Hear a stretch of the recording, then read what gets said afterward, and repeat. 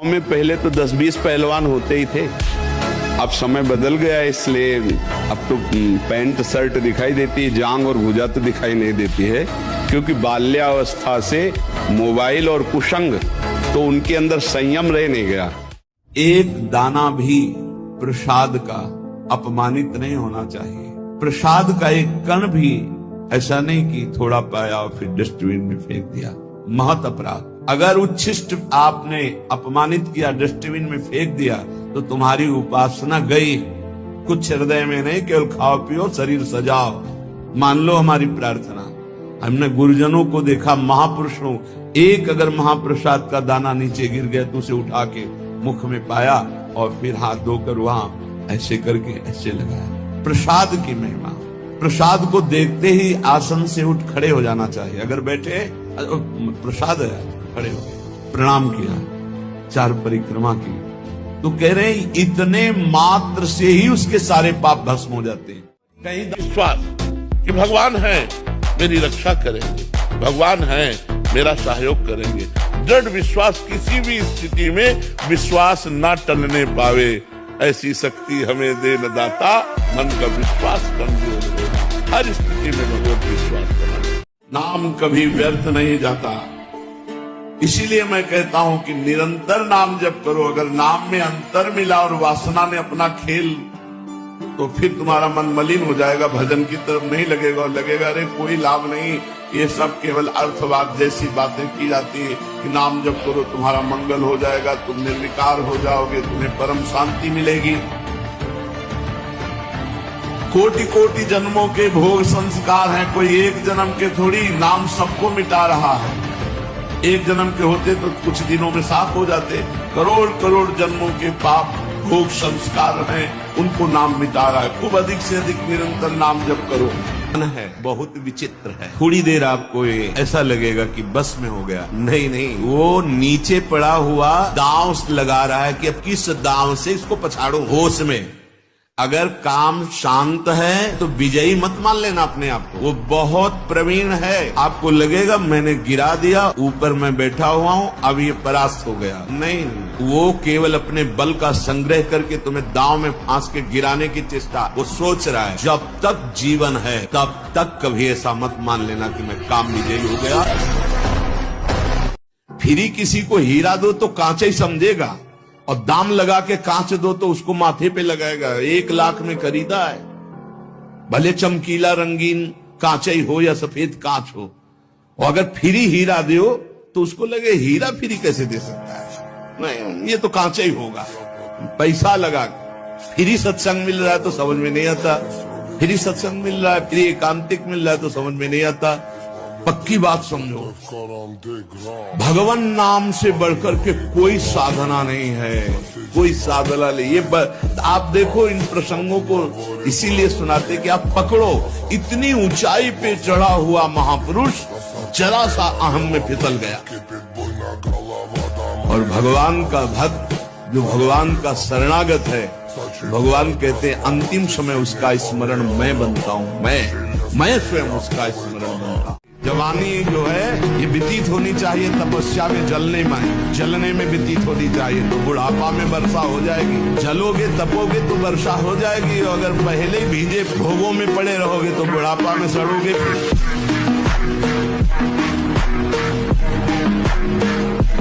विश्वास कहते हैं पाखंड को, नहीं कि हम तुम्हारी आयु बढ़ा देंगे, हम तुम्हारा रोग नष्ट कर देंगे, हम तुम्हारा ये कर देंगे, वो कर देंगे। ये सब गलत जगह है, अंधविश्वास है, इसमें फंस जाओगे, नष्ट हो जाओगे। तुम कलावा से तुम कर्म बांध दोगे, जंतुर बांध कर तुम किसी के कर्म मिटा दोगे, तो नौटंकी नाटक है कि नहीं।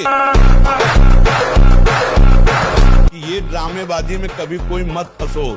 ये भगवान ने आयुर्वेद बनाया, भगवान ने डॉक्टर बनाए। भारत में इतने इतने बड़े पढ़े लिख कर डॉक्टर ये सब बेवकूफ है क्या? जो आपसे न जाएगा। हम जब कृपा करते हैं तो साधु समागम देते हैं, संत संग देते हैं। सच्चे संतों का संग, उनकी वाणी हमारे हृदय में जाकर मथती है और हमको गंदे आचरणों से बचाकर अच्छे आचरणों में चलाती है। यादव से हनुमान सही है कि नहीं? यही लक्षण प्रेम का है। प्रेम का कोई परिभाषा नहीं वर्णन की जा सकती। विरक्त उपासक को माताओं बहनों से हाथ मिलाकर कभी बात नहीं करनी चाहिए। उनके मुख की तरफ, उनके चरणों की तरफ देखो, चाहे बच्ची हो, चाहे यौवन अवस्था, चाहे वृद्धावस्था की हो। विरक्त साधक को कभी एकांत में माताओं बहनों से संभाषण नहीं करना चाहिए, बीच में किसी को डाल। और दूसरा साधक खड़ा हो, नहीं बाहर निकलो, बाहर अगर बात ही करनी मैदान में करो खड़े होकर के, और क्या बात करनी। हम भगवत प्राप्ति की बात नहीं, हमें क्या बात करनी, बहुत सावधान रहना चाहिए। हमें लगता है कि फिर जितना तुम्हारे भाग्य में है सुख और दुख, वो ना चाहते हुए तुम्हारे जीवन में आएगा। जैसे हम नहीं चाहते लेकिन दुख आता है, ऐसे हम नहीं मांगेंगे, नहीं चाहेंगे तो भी सुख आएगा।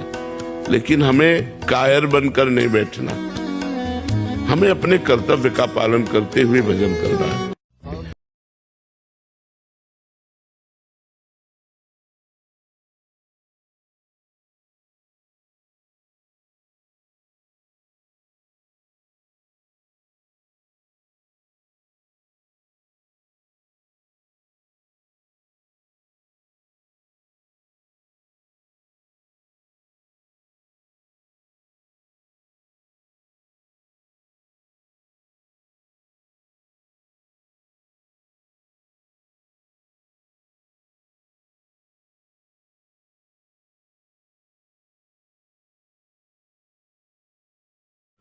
हम ही मारे। तपस्वी उपासक को चाहिए स्त्री के रूप की तरफ, उसके हास्य की तरफ, उसके मधुवचन की तरफ, उनके हाव भाव की तरफ ना देखे, न चिंतन करे।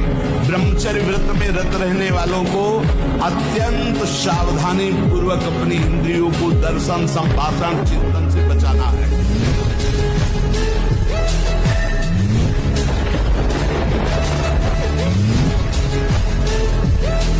मृत्यु के बाद परिवारजनों से संबंध एकदम टूट जाता है। बिल्कुल, मृत्यु के बाद जैसे हम सो जाते हैं ना, तो कोई स्मृति रहती है क्या?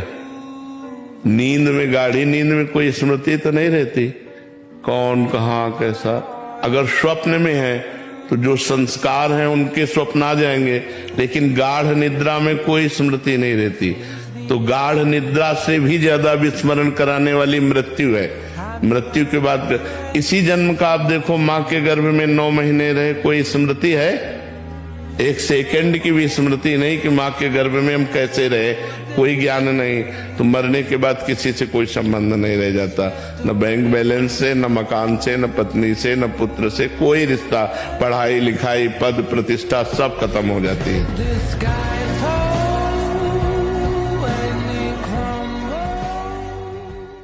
महाराज जी, कड़ी मेहनत करके मैंने आर्थिक सफलता प्राप्त की। महाराज जी, आर्थिक सफलता ये प्राप्त, कोई सफलता है? अब नहीं, इसलिए मैं कह रहा हूं कि आप जिस पड़ाव पे हैं, धोखा हो जाएगा अगर आपने उसको कुछ मान लिया। उसी धोखे का फल आज भोग रहे हो और उस धोखे को फिर आप स्वीकार कर रहे हो। आर्थिक सफलता कोई सफलता नहीं होती। भागवतिक आध्यात्मिक सफलता मनुष्य जीवन की सफलता होती है। अर्थ तो तुम्हारा गुलाम बन जाएगा। अर्थ कोई प्राप्त हो जाना बहुत बड़ी बात होती है क्या? अभी शरीर छूटेगा तो क्या सफलता आपके हाथ जाएगी? आप विचार, मतलब आप हमारे पास आए हैं, भगवान की कृपा से आए हैं, तो हम आपसे विनय पूर्वक इसलिए कह रहे हैं कि आप अपनी सोच को अगर ठीक कर लोगे तो यहाँ आना आपका सार्थक हो जाएगा। विपरीत भावना का त्याग, ये बातें आने लगती है जो भगवान की शरण में होता है। मन की पहचान, सीधे प्रभु में जाना। जी, आपका प्रश्न है क्या महाराज जी, जो प्रिया प्रीतम से प्यार करे वो पागल हो जाता है क्या? आपको हम पागल नजर आते हैं?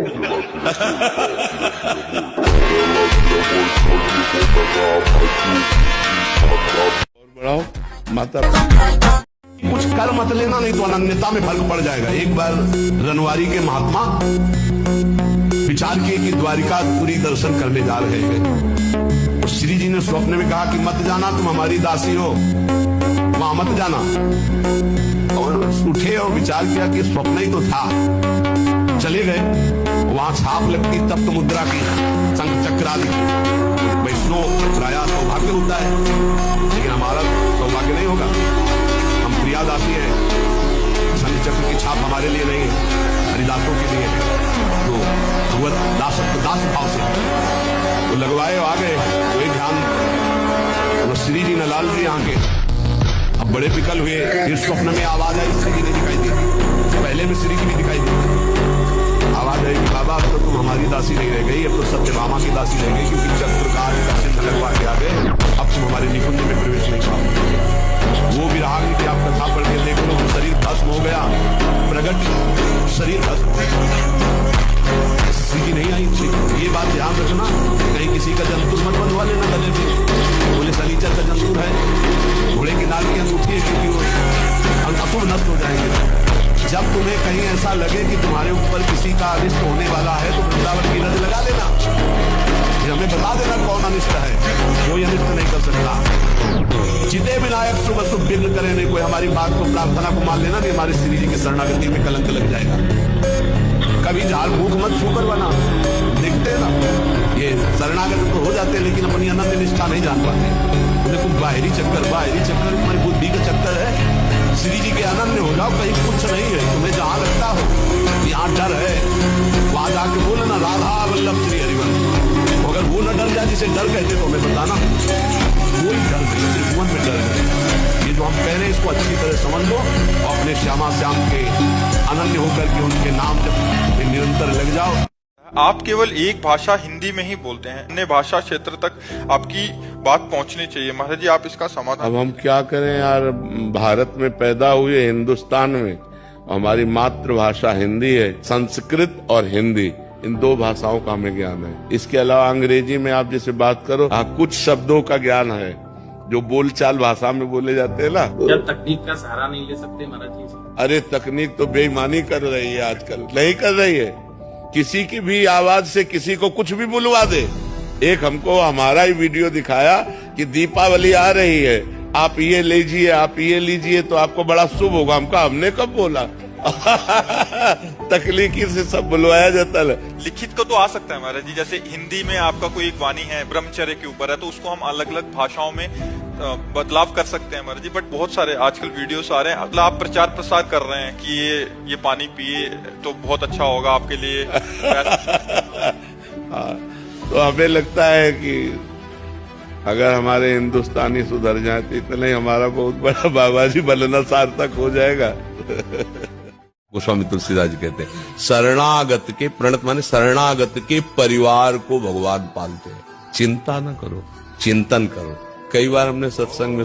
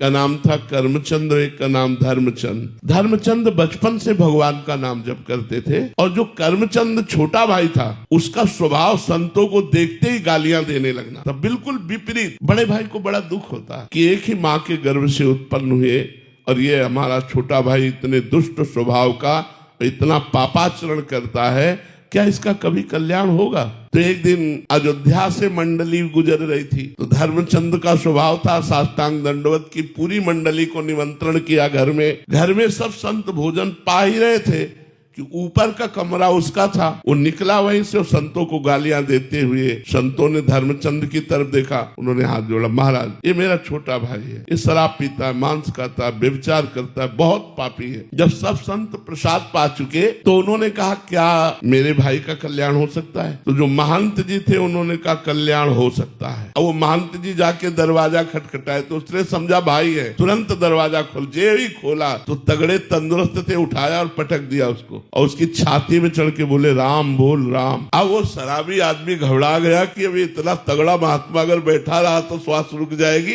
तो उसने कहा राम राम, बस हट गए संत। बोले जा, ये तेरा कल्याण करेगा। थोड़े दिन में उसको कैंसर हुआ और वो मर गया। तो यमराज के दूत यमपुरी में ले गए। यमराज ने उसका खाता खोला, सब गंदा। एक संत के द्वारा 2 बार राम राम नाम कहाया गया, ये खाते में पॉइंट मिला। अब वो यमराज की खोपड़ी चकरा गई कि 2 बार राम नाम का फल इसे क्या दे। मेरी मति तो काम नहीं कर सकती कि राम नाम का फल क्या होगा। उसे देवराज की पुरी स्वर्ग में ले गए। देवराज इंद्र से कहा इस जीवात्मा ने 2 बार राम राम का नाम लिया, उसका फल क्या हो सकता है। देवराज इंद्र ने कहा मेरी सामर्थ्य नहीं कि मैं बता सकूं। ब्रह्मलोक पहुंचे, ब्रह्मा जी से पूछा इसका क्या फल होगा। ब्रह्मा जी भी दाढ़ी खुजलाने लगे। उन्होंने कहा कि इसका पूर्ण निर्णय तो भगवान शंकर कर सकते हैं। कैलाश पर्वत पर पहुंचे, भगवान शंकर ने कहा देखो राम नाम का फल क्या होगा ये हम नहीं बता सकते। राम नाम की महिमा जानते हैं कि रा बोलकर जहर पी गए, माँ